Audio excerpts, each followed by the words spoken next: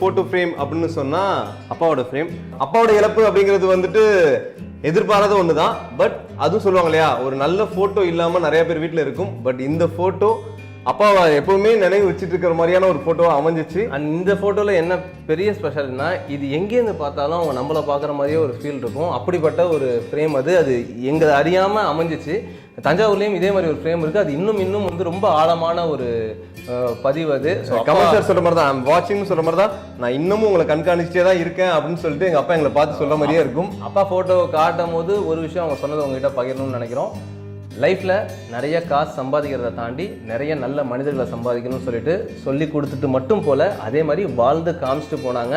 ஏன்னா அப்பா இறந்ததுக்கு அப்புறம் இப்படி ஒரு வாழ்க்கையை வாழ்ந்தான்னு சொல்லிட்டு ஒரு காமன் மேனுக்கு அவங்க ஊரில் ஒரு சிலையே வச்சிருக்கிறாங்க, சேவை செம்மல்னு சொல்லிட்டு.